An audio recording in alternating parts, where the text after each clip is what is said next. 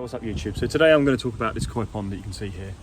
I built it about 18 months ago, and I know I normally talk about natural pools, but there's a lot of similarities, and actually I use this effectively as a prototype to the natural pool that I built about a year ago, and it was in my previous video. So I'm going to cover a couple of things in this video: the build and the brief that was given, the equipment I used, so the pump, the UV, the filter which I built myself, and then a little bit about the fish, the water, the volume, and the issues that I've had. So straight into the build then. Effectively, I was given a brief, and if I can just move the camera a little bit for you, to try and make an integrated pond into this little bit of landscape, to the point where you didn't even really know how it was filtered, where the water went and came from, and you couldn't see any of the pipe work. Now that was difficult, and if I quickly just sort of pan around me like this, you can see that effectively, there's Achilles the cat there, but what I've done is I've built a a cemented blue lias wall as a sort of integral seating area, and then I've just built the pond into it, but it required some pretty decent foundations to do it. So what is it? It's about a 6,000 litre naturally filtered. By that I mean through plants and through just brushes that I installed myself, and I'll show that in a minute. Koi pond, blue lias concrete surround, and then lined in UPVC plastic, which has been turned over into the dry stone, into the wall, so you can't actually tell that it's there.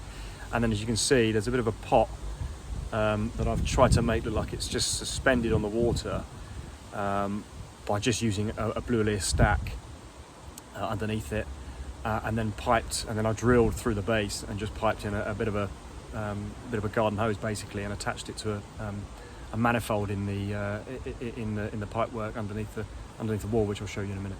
So that effectively means I couldn't spoil the aesthetics at all. So I had to hide all the equipment, the pump, the pipe work, but in particular the filter. It had to look like it was always meant to be there and part of the structure.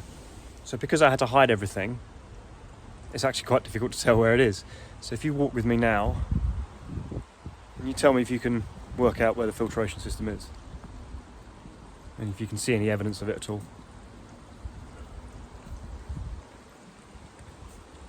Okay, well I'll give you a clue. That's clearly the vegetation filter that I put in, and then the mechanics and all the equipment is under that and that, which I'll lift up now, and I'll try and do it as I climb over. Like I say, sometimes making things as aesthetic and as good looking as possible, just say hello to the fish,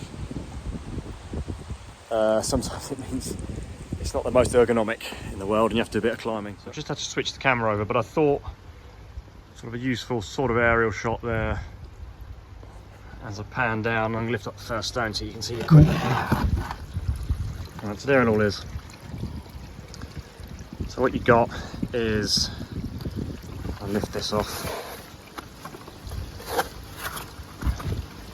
and zoom into this. So input is here, so that comes from underneath that lintel, and it goes around there into this manifold, which is underneath this 2-inch pipe. And what that allows me to do is either take the water off to the pot, which is that one there, and I can increase or reduce the flow as needs be, or the main feed, which is that one there, which is at about a 45 degree. What that does is that goes through a heater first of all. We'll cover that in a second. Put that equipment that way. Cignet 3 kilowatt titanium heater, which I have broadly in the winter set to 15 degrees. Well, I did last winter anyway. I'm not sure what I'm going to do this year, but probably about 8 to 10. But the key is to have it at a stable temperature. And what that does is out through there into a pretty standard koi keepers piece of equipment, which is the Kockney koi Yamitsu 15 watt UV filter. And then what it does is it pipes, excuse me, through there. You can see, to keep it all small it's complicated, all the way around there and then through that wall, and in a minute I'll show you what that is. But before I do, give me a second. before I do, you can see that what I've got is a pump, which is an Evolution Aqua Vari-pump, 10,000 watt, fantastic bit of kit, and you can just up the pressure and reduce the pressure as you see fit, which I do all the time. And then when you let it go like that, and the numbers change, it shows you the watts that you're using at any one point. But you can see the amount of space that I managed to cram all that into is tiny. It's one paving slab and about 8 to 10 inches deep. Yeah, so I've just switched sides, and now what you can see it from the other side. That there was the input I spoke about, which I put through a flange system into a piece of pipe work, which then descends 90 degrees to the bottom of this chamber, which is about 800 to 900 centimeters. Sorry, 80 to 90 centimeters deep, which is full of brushes. If I lift this matting up, you can see it. Sorry about the glare, there it is. That then flows just through a hole into this chamber, which is where all the plants are, and they then do the nutrient removal that I need them to do.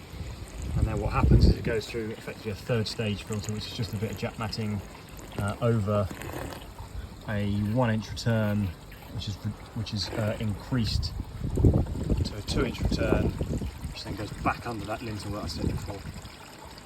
I just bring you out and then in again. If you look carefully under there, I've got 190 and one vertical, so it aerates and brings my return.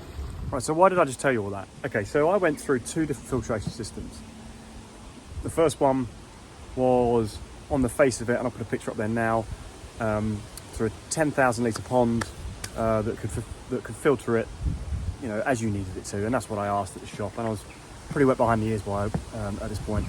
So, you know, I just took it as read that was okay, and I asked a couple of questions and the guide sold it to me. I won't say where, but I got it, and within 2 months, that filtration system was completely overwhelmed. I didn't have that many fish in here either.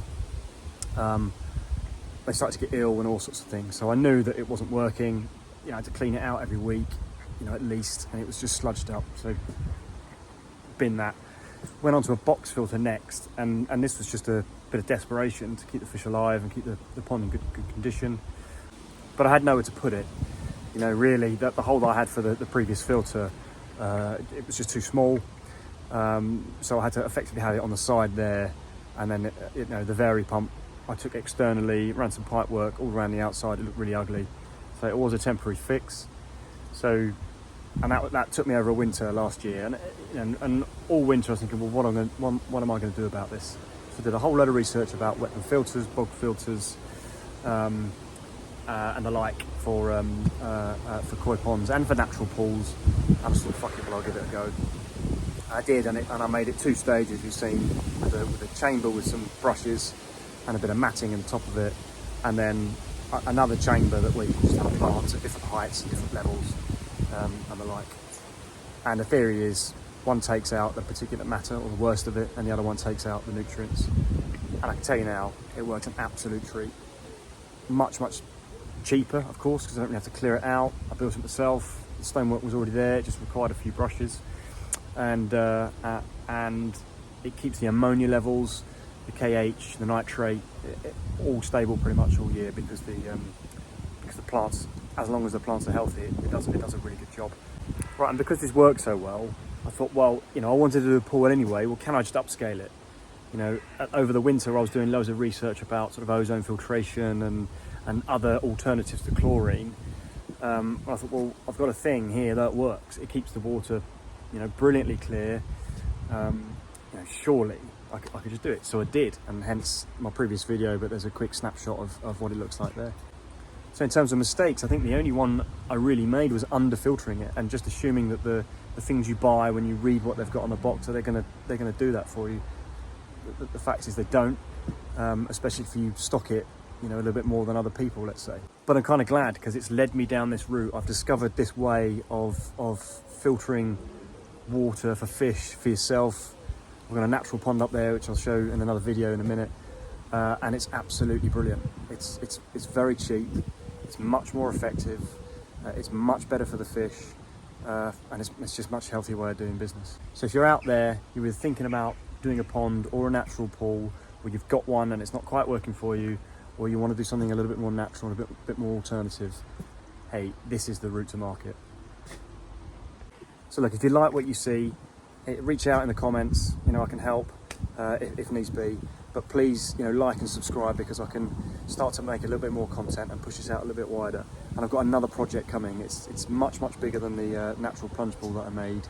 It's going to be a natural swimming pool with a whole regeneration and filtration zone all the way around the outside, an island in the middle, fucking buildings and all that sort of stuff. It's going to be crazy. So like and subscribe, and it will come. All I'm saying